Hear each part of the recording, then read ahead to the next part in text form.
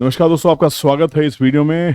सबसे पहले तो माफ़ी चाहूँगा कि आपको शायद आज एनर्जी उतनी नहीं मिलने वाली है, क्योंकि ये वीडियो मैं 102 फीवर में बना रहा हूँ। कल बहुत तेज़ बुखार था, जिसकी वजह से ट्रेडिंग रूम को बीच में छोड़ना पड़ा था। बट बहुत मैसेज आ रहे थे आप लोगों के कि सर वीडियो नहीं आ रही है, वीडियो नहीं आ रही है। ठीक है, आपके लिए तो कुछ ना कुछ करना पड़ेगा, है ना। तो प्लीज़ वीडियो को लाइक कीजिएगा और पूरा वीडियो को देख के ही जाएगा। इस वीडियो में जैसे आपने थंबनेल में देखा, हम बात करने वाले हैं रिलायंस पावर की उस न्यूज़ की जिसकी वजह से लगातार 2 दिन से अपर सर्किट पे चल रहा है। रिलायंस पावर के ऊपर में ये मेरी कोई नई वीडियो नहीं है। जो लोग नए हैं चैनल पे, मैं आपको बता दूं, अगर चैनल पे आप स्क्रॉल करेंगे, आपने चैनल को सब्सक्राइब करके रखा होगा, तो यहाँ पे आप देख पाएंगे कि थोड़ी सी आवाज़ भी आज गड़बड़ लग रही है मुझे। यहाँ पे बहुत बार वीडियोस बनाई मैंने, है ना। यहाँ पे मैंने लास्ट वीडियो बनाई थी 1 महीने पहले, है ना। कुछ 3 हफ्ते पहले भी वीडियो बनाई थी। यहाँ पे भी मैंने कहा था कि नया टारगेट 45 प्लस का है क्या, डिटेल चीर फाड़। अनिल अंबानी बैन हुए थे 5 ईयर्स के लिए, आर पावर का क्या होगा, ये भी मैंने 3 वीक्स पहले ही वीडियो बनाई थी। तो मैं इसको लगातार अपने चैनल पे कवर कर रहा हूँ। वहाँ पे मैंने इस वीडियो के बारे में कहा था कि अनिल अंबानी इस कंपनी में है ही नहीं।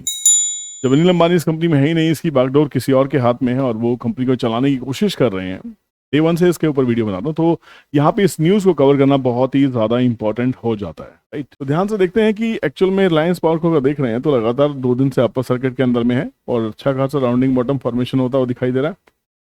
बड़े बायर इसमें दिखाई दे रहे हैं, स्टॉक नहीं मिल रहा है। आज मैंने अपर सर्किट पे एम ऑर्डर लगा के रखा था कुछ शेयर्स का, वो मुझे मिल गए। ठीक है, तो अब मैं देखना चाहूँगा कि ये कैसे चलता है। तो मेरी कुछ पोजीशंस है इसके अंदर में, तो डिस्क्लेमर दे देता हूँ कि हाँ, मेरे पास में इस स्टॉक में पोजीशंस है और आज ही मिला है। आज की डेट हमारे पास में है 19 सितंबर को। पूरे दिन आराम कर रहा था, मैंने सुबह एम ऑर्डर लगा दिया था, बीच में एक डिप आया और मुझे अपर सर्किट के ऊपर में शेयर्स मिल गए हैं।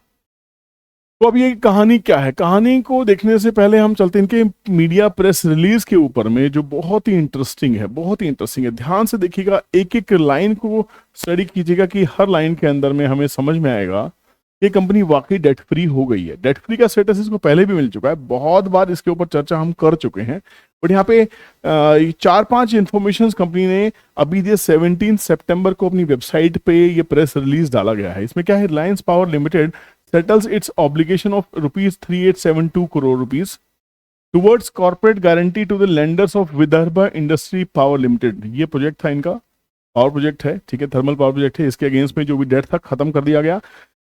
शायद अटकलें लगाई जा रही थी कि अडानी इस प्रोजेक्ट को ले सकते हैं, इसी पावर प्लांट को लेने की बात चली थी। 2 से 3 हजार करोड़ की बातें हो रही थी और एक थर्मल पावर प्रोजेक्ट्स को चलाने के लिए, लगाने के लिए, कम से कम कमीशन करने के लिए 12,000 करोड़ रुपए चाहिए होते हैं।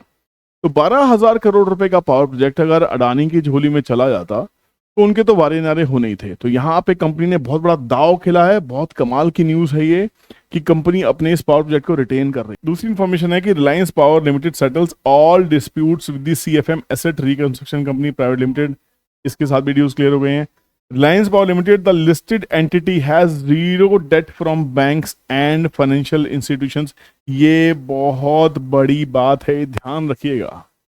बहुत कतल स्टेटमेंट है, लोकल लैंग्वेज में बोलता जा रहा हूँ, लोकल लैंग्वेज में कह रहा हूँ कि ये बहुत ही कमाल है, चीरफाड़ स्टेटमेंट है, बहुत धांसू स्टेटमेंट है। ये स्टेटमेंट का प्रेस रिलीज में आने का मतलब है कंपनी क्लेम कर रही है भैया कि हमारे ऊपर कोई डाउट नहीं करे, हमारे ऊपर कोई डेट नहीं है, बैंकिंग का जीरो डेट हमारे पास में। The net worth of Reliance Power Limited is 11,000 crore as on June 30, 2024। अब वो नेटवर्थ और ज्यादा वहां से बढ़ गई है, क्योंकि जून 24 से लेके अब जो प्राइस है वो वहां से इंक्रीज हो चुका है, वापस 34 के ऊपर आ चुका है। ये पूरी की पूरी कंपनी, ये देखिए, रिलायंस पावर है settled all disputes with CFM asset reconstruction company. 100% shares of VIPL have been pledged in the favor of CFM against the release and the discharge of corporate guarantee given by Reliance Power। Absolutely green signal, इसको full on green मिलता है यहाँ से। मेरे हिसाब से इसमें risk लिया जा सकता है, क्योंकि ये कंपनी अगर बात करें तो कंपनी एक्चुअल में है क्या। कंपनी को ध्यान से स्टडी कीजिए। मैं इसको डे 1 से वीडियो जिसके ऊपर बना रहा हूँ, बार बार बना रहा हूँ, ठीक है। इस कंपनी का जो पावर प्रोजेक्ट का जो बेस है, नेशनल इंटरनेशनल मिला के, वो प्राइवेट सेक्टर में सबसे लार्जेस्ट है। Largest under construction power projects भी है जो हाइड्रो के अंदर भी हैं। हाल फिलहाल आरबीएनएल ने टाई अप किया है पटेल एनर्जी के साथ में हाइड्रो पावर प्रोजेक्ट्स के लिए। यहाँ पे 2 न्यूज हैं जो एक और शेयर करूंगा आपके में, ठीक है ना। रिलायंस पावर बहुत तगड़े तरीके से लाइमलाइट में आ रहा है, तो इस स्टॉक को आप अपनी वॉच लिस्ट से बाहर करना बेवकूफ़ी होगी। ये आपके पास में ऐसा रिस्क ज़रूर लेना चाहिए, क्योंकि रिस्क है तो इश्क है, किसी महान इन्वेस्टर ने पहले भी कहा है, ठीक है ना। तो यहाँ पे सासन में, बुत्ती बोरी में, विंड में काम कर रहे हैं, सोलर में काम कर रहे हैं, कोल बेस्ड पावर प्रोजेक्ट्स हैं, गैस बेस्ड पावर प्रोजेक्ट्स हैं, रीन्यूएबल में हाइड्रो में है, कोल माइंस भी इनके पास में, बहुत कुछ काम कर रहे हैं। और they have got the highest number of the under construction power projects. तो आने वाले टाइम पे अगर ये कंपनी फंड रेज कर पाती है तो बहुत बड़ा काम हो जाएगा, ध्यान रखिए। अभी हाल फिलहाल कंपनी ने 3000 करोड़ रुपीस फंड रेज किए हैं, आपको ये भी बता देता हूं। And the company is getting into the EV segment, EV segment की बात हो रही है। एक और न्यूज बहुत तगड़ी निकल के आ रही है, दूसरी न्यूज है R Power secures 500 megawatt storage contracts marking entry into renewable energy sector. और ये इसने रिवर्स ऑक्शन में जीता है प्रोजेक्ट। मतलब कहानी ये है कि अब आर पावर सरकार के साथ मिलकर काम कर रही है, सरकार के प्रोजेक्ट्स को बिड कर रही है, उनको ई रिवर्स ऑक्शन में जीत रही है। वो बता रही है कि हम बहुत कुछ काम करने वाले हैं, हम सिर्फ थर्मल पावर में काम नहीं कर रहे, हम रीन्यूएबल एनर्जी के सेक्टर में भी। ये बहुत बड़ी एंट्री है, बहुत बड़ा स्टेटमेंट है आर पावर की तरफ से। मेरे हिसाब से आर पावर का ये दूसरा भी न्यूज बहुत दूसरा भी जो आर्टिकल, ये जो न्यूज आपके सामने, ये बहुत कमाल का हो जाता है। इस ऑक्शन में किस कौन कौन बिडर्स है ये देखिए। Avaada energy, ACME clean tech, Gensol, integrate, they were the highest quoted tariff. और यहाँ पे ई रिवर्स ऑक्शन में इन्होंने बहुत कमाल की बिडिंग करके इस प्रोजेक्ट को जीता है।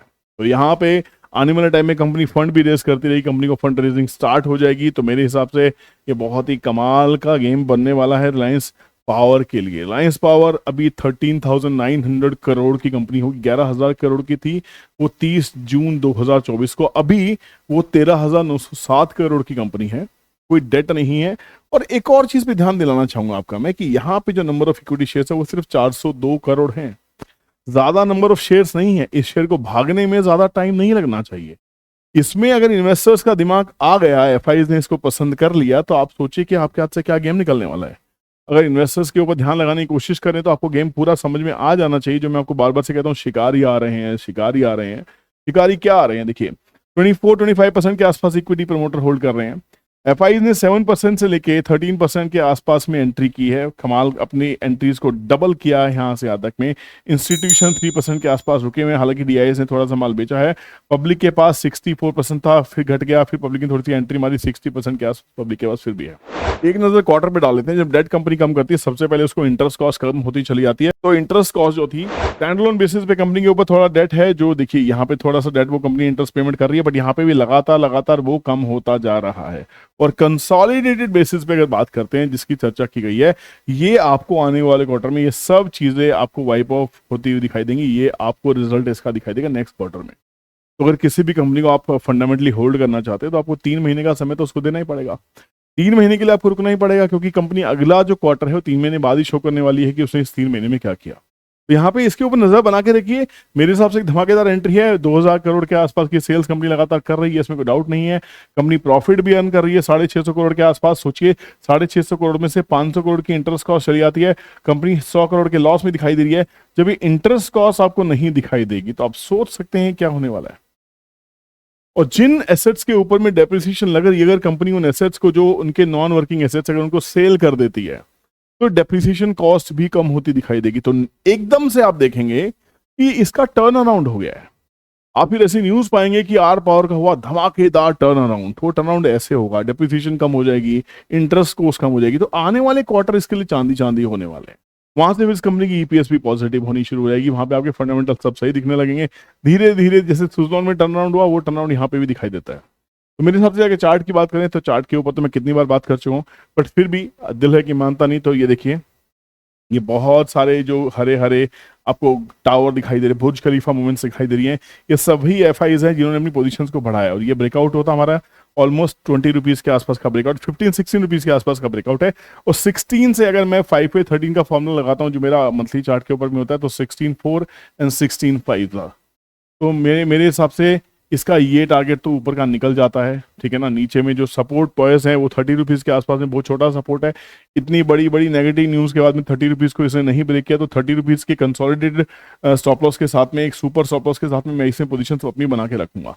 मेरी स्ट्रैटेजी ये रहेगी, मैं 30 के एसएल के साथ इसमें बैठा रहूंगा। अगर 30 की एसएल ब्रेक करता है एक बार के लिए निकलेंगे, 30 के ऊपर दोबारा चलता है एक बार के लिए दोबारा एंट्री करेंगे, क्योंकि 30 इसका एक ऐसा मेजर एरिया हो गया है जिसके ऊपर इसने सारी डिस्कशंस को झेल लिया है। अनिल अंबानी के ऊपर पड़ने वाली गाज को झेल लिया है, वो बोर्ड से जा भी चुके हैं, बेटों के हाथ में है कंपनी, कंपनी पावर सेक्टर में है, और ये वो पावर सेक्टर है जो आने वाले कुछ सालों में हम बिजली को एक्सपोर्ट करने वाले हैं। और बिजली जब एक्सपोर्ट करेंगे तो अंडर सी केबलिंग जो हमारी बिछाई हुई है, जो एफआईज का पैसा आना है, 15-15, 20-20 लाख करोड़ रुपए इस बाजार में आने हैं, पावर सेक्टर में आने हैं, इसमें निवेश होने हैं। तो आर पावर जैसी कंपनी मेरे हिसाब से इस ट्रेड से अपने आप को दूर नहीं रख पाएगी। आपका क्या कहना है? आपको क्या लगता है कि क्या ये न्यूज़ सब बेवकूफ़ी भरी है? क्या इन न्यूज़ का कोई औचित्य है? क्या कोई रिलेशनशिप आप इसको एस्टेब्लिश कर पाते हैं? आपके टारगेट्स क्या हैं आर पावर को लेके? मुझे इस वीडियो के डिस्क्रिप्शन में ज़रूर चाहिए। आपको क्या लगता है कि ये ब्लफ तो नहीं है, कहीं ये मौका है, धोखा तो नहीं है?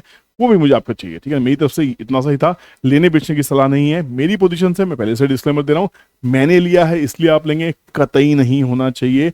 आई rest my case here, right, ठीक है। Thank you so much for watching this video, take care and keep watching. और हैदराबाद की बुकिंग करनी है तो नंबर स्क्रीन पर दिया गया है। 28 एंड 29 को हम हैदराबाद में मिल रहे हैं, उसके बाद में हम मुंबई, कोलकाता और अहमदाबाद, हम तीनों की बुकिंग्स ले रहे हैं। डेट्स आपको 1-2 दिन में अनाउंस हो जाएंगी। चलिए टेक केयर, बाय बाय, जय हिंद, बाय।